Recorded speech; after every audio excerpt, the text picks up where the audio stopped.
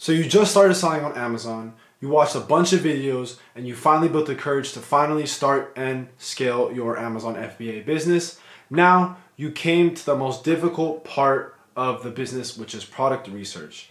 A lot of beginners get caught up in this stage because they could possibly run into some red flags they weren't aware of that could possibly ruin their entire Amazon business. In this video, I'm going to be giving you guys a bunch of red flags that beginners really need to pay attention to and look out for while sourcing products for their Amazon FBA business.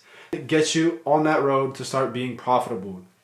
Now, before we get right into this video, I want to make sure you guys are completely aware that I do offer a 3-on-1 mentorship program that me and my team are willing to hold you step by step, build your Amazon FBA business, scale and systemize it completely exactly how we do it for our own businesses.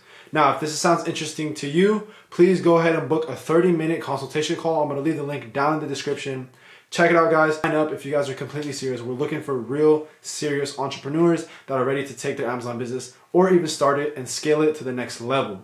Now, without further ado, let's get right into the video, and I'm going to show you guys what red flags to really pay attention to while you're doing product research. All right, so let's quickly go over some red flags to look out for while doing product research.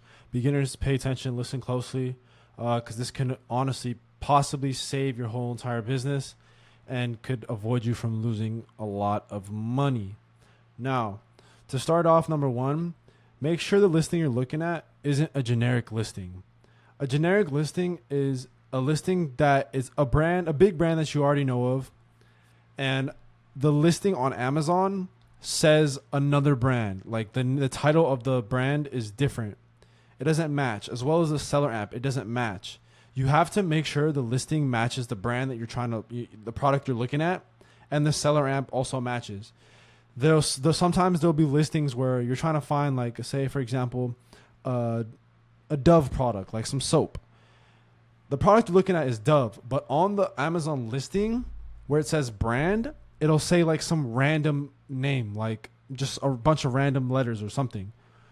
This means that this listing that you're looking at is a generic listing. It wasn't created by the brand themselves, so it wasn't authorized by the brand.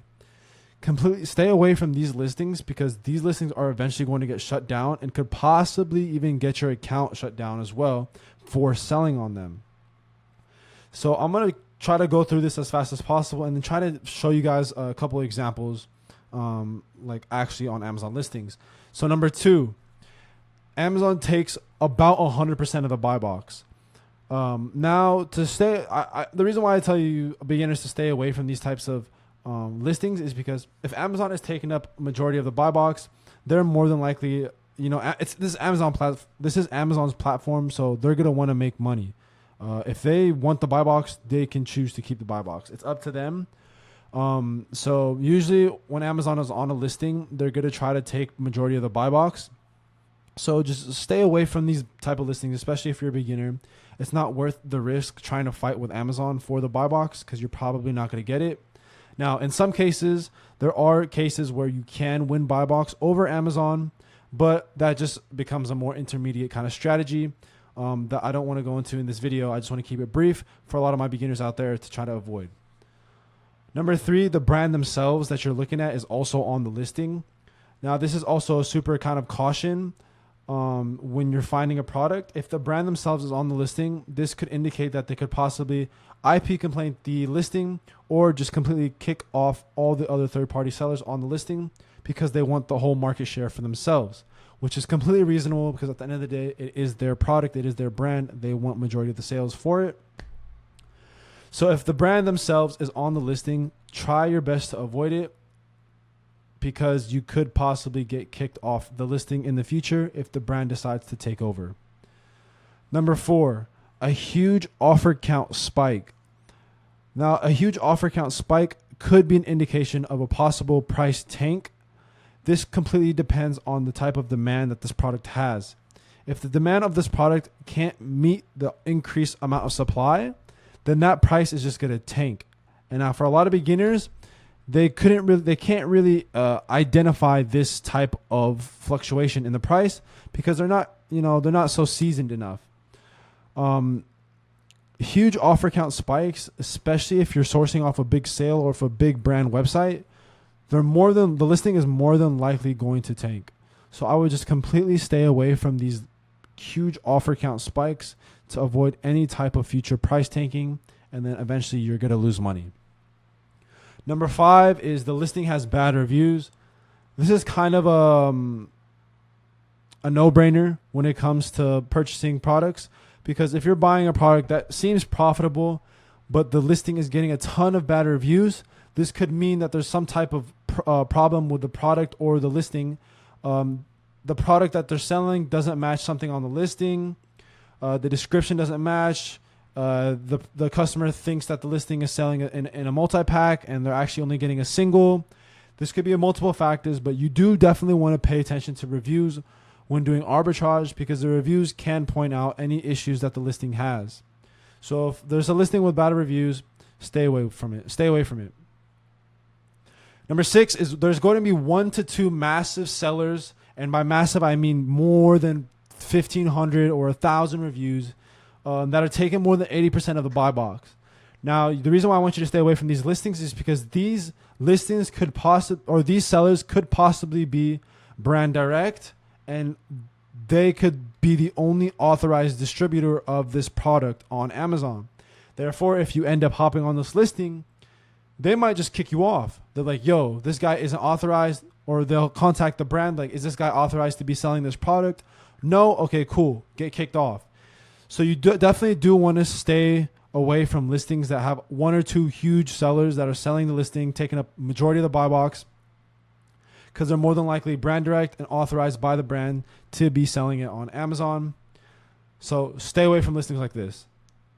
Number 7 is a drastic drop in offer count. Now, a drastic drop, I mean, say you find a listing that looks super arbitrageable.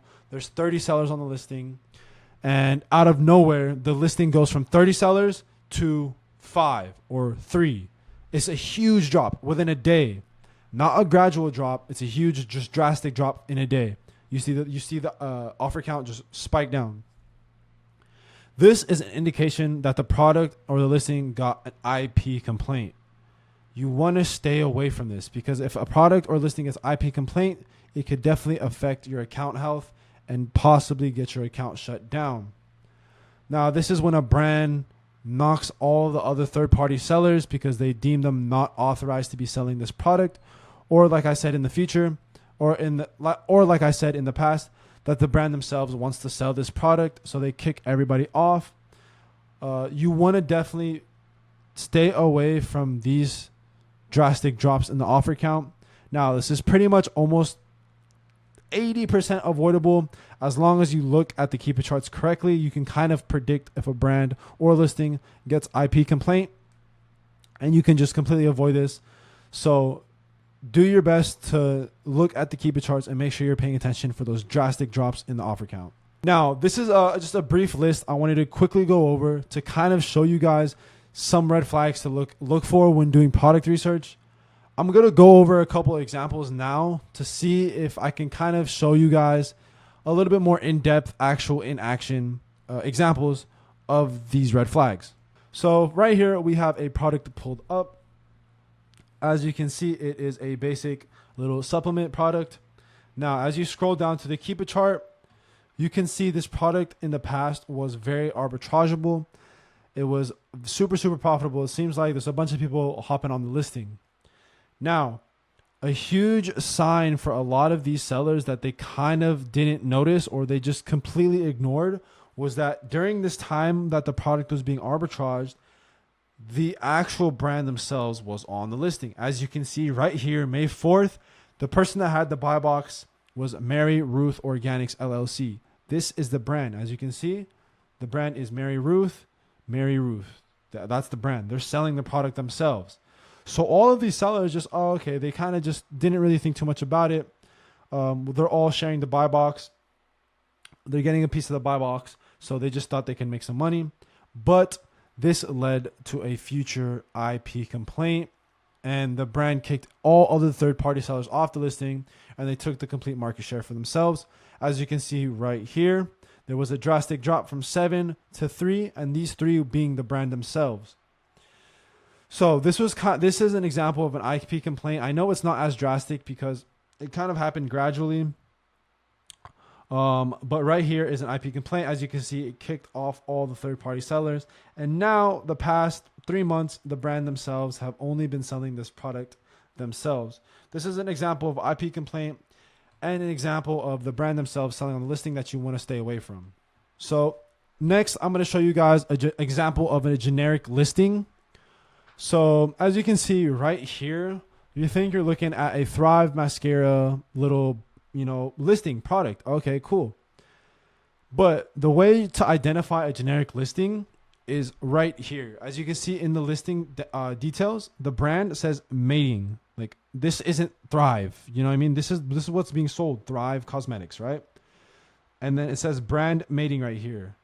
This is an indication of a generic listing. That means somebody else, an unauthorized person, created this listing and tried to sell this product. As you can see right here as well, it says visit the mating store. That's not Thrive Cosmetics. And then right here in the seller amp also says by Yanyuka, some Chinese name right here, whatever.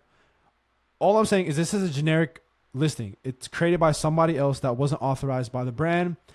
If the brand you're looking at or the product you're looking at, the brands don't match up, it's a generic listing. So I 100% advise you to stay away from these listings because they're eventually going to get caught by Amazon and get completely taken off, and that could possibly ruin your business. Okay, and right here we have another listing right here, an example that we can see Amazon has been winning a very big portion of the buy box. Now, as you can see, going to data, buy box statistics, you can see in the past 30 days, Amazon has won 91% of the buy box.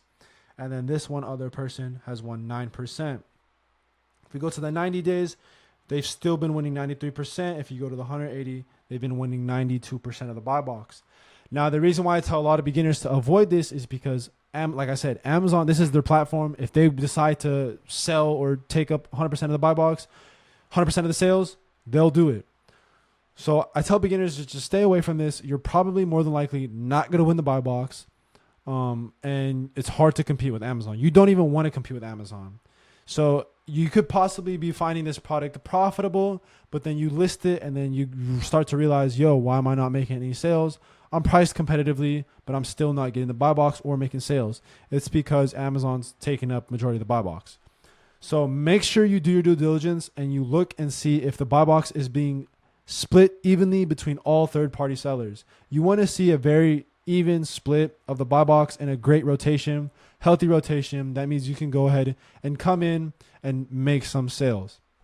So this is an example of Amazon taking up more than 90% of the buy box, which could cause a lot of beginners frustration or even lose money. Okay, so boom, right there is a real quick, brief kind of list to show you guys what red flags to really keep an eye out for when doing product research, especially for a beginner. I went through a couple of examples as well, and I hope this video can help you guys avoid a lot of trouble in the future, or for beginners to avoid some struggles with product research. So if you guys liked or enjoyed this video, I would really appreciate it if you guys commented, left a like, and also hit subscribe for more Amazon related content. And again, I appreciate you guys for tuning in, and I'll see you guys in the next video. Peace out.